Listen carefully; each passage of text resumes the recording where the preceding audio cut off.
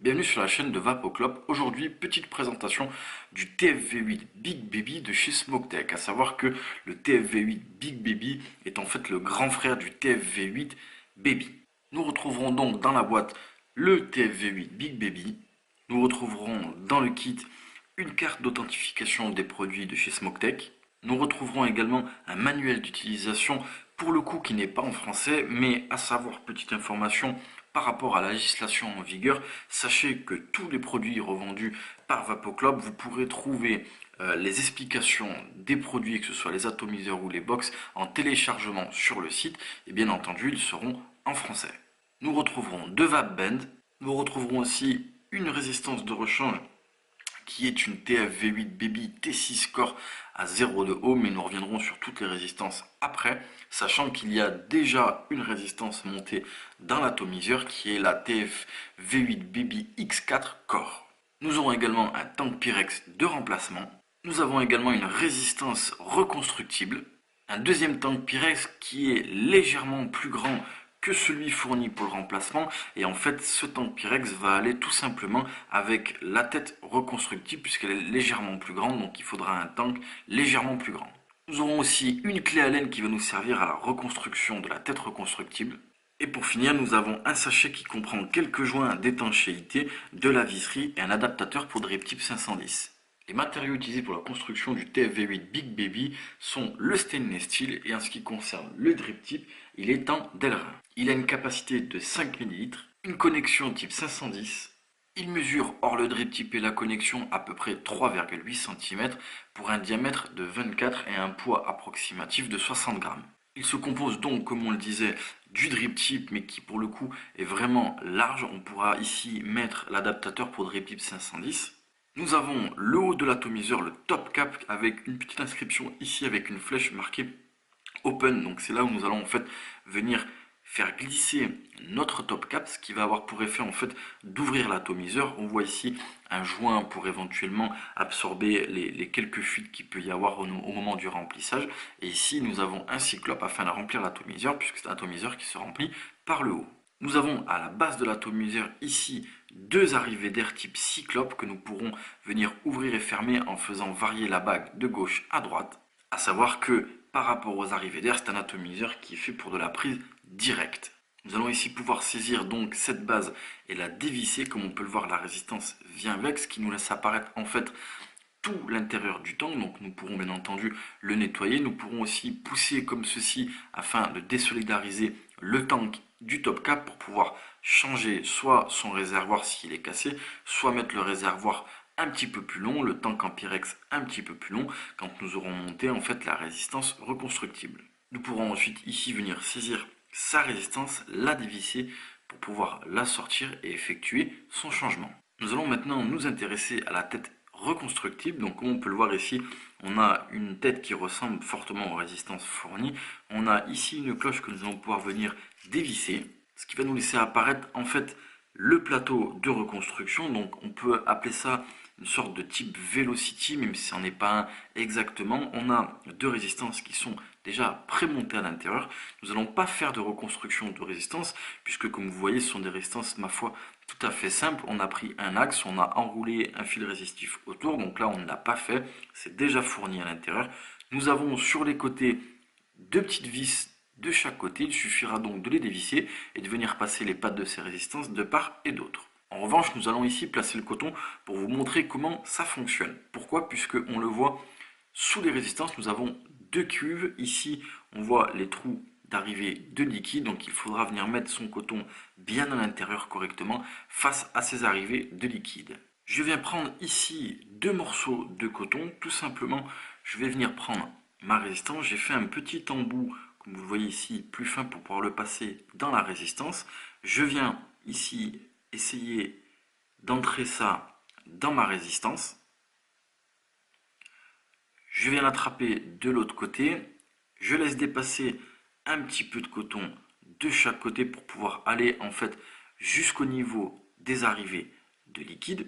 J'ai bien entendu réitéré l'opération de l'autre côté. Je vais venir ici couper mon coton. Comme je l'ai dit, je l'en laisse un tout petit peu pour pouvoir aller jusque dans la cuve. Donc pas besoin d'en laisser trop, mais il faut en laisser juste ce qu'il faut. Je viens ensuite à l'aide d'un outil, donc là je vais prendre la clé 6 pans qui est fournie avec, venir passer en fait le coton dessous pour toutes les résistances. J'ai passé ici tous mes cotons à l'intérieur des culs, donc comme on peut le voir en fait, ici tout à l'heure c'était vide, maintenant nous avons en fait du coton de partout, on le voit il est à ras-bord de l'ouverture, le but n'est pas de venir complètement obstruer, c'est juste d'avoir une sorte d'écran de coton devant les arrivées liquides pour que ce liquide puisse être absorbé. Il ne nous restera plus qu'à venir ici refermer la tête reconstructible et bien entendu quand vous allez le mettre en service avec la tête reconstructible, nous vous invitons à bien imbiber vos résistances et rappelez-vous, il faut changer le tank en Pyrex, mettre le tank en Pyrex qui est un peu plus long puisque la résistance ici est plus longue que celle fournie dans le kit. Ici, je viens de remonter la seconde résistance qui est donc à 0,2. Je vous l'ai dit, on reviendra sur résistance après. Je vais venir ici un petit peu imbiber mes trois cotons et ici les arrivées de liquide. Vous pouvez le voir, j'ai imbibé un petit peu mes résistances, mes arrivées de liquide. Je viens ici refermer mon atomiseur complètement. J'ai ouvert l'atomiseur et je vais ici venir le remplir avec le cyclope. J'ai rempli un petit peu l'atomiseur, je viens refermer le top cap. Comme je vous l'ai dit, des fois ça peut arriver, comme on le voit ici, d'avoir quelques sointements, mais le joint d'étanchéité fait bien l'affaire. Nous allons essuyer l'atomiseur, nous allons patienter un petit peu que la résistance soit correctement imbibée, nous allons tester ça. Nous revoici donc avec le TFV8 Big Baby, on a patienté un petit peu que la résistance soit vraiment bien imbibée, puisque là, comme on vous l'a dit, c'est un atomiseur qui est fait pour de la vape en direct dans les poumons, avec des puissances, ma foi, assez fortes. Nous sommes donc avec la résistance, la T6 Core, qui est donc à 0,2 ohms.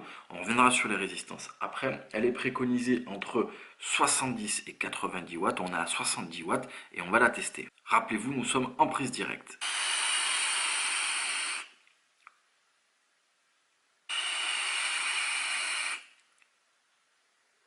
Vous l'avez vu, ça marche très bien. On a une vapeur qui est assez chaude, très puissante. On a une très bonne restitution des saveurs. En termes de hit, pour le coup, la puissance joue beaucoup. On a une bonne restitution du hit en gorge. À savoir que, à notre sens, cet atomiseur n'est pas fait pour tout le monde. Les débutants, je ne pense pas qu'ils vont trouver leur compte là-dedans. En revanche, les vapoteurs qui aiment la prise directe avec de la puissance, et c'est ça qui est important dans cet atout-là, c'est la puissance utilisée par les diverses résistances. Donc il faut aimer ce type de vape vraiment assez puissant. Maintenant, une personne débutante dans la vape directe peut éventuellement trouver son bonheur avec cet atout. Il y a des résistances qui demandent moins de puissance, mais quand même on est sur un atout qui demande pas mal de puissance. En ce qui concerne donc les résistances, comme je vous l'ai dit, il y en a plusieurs.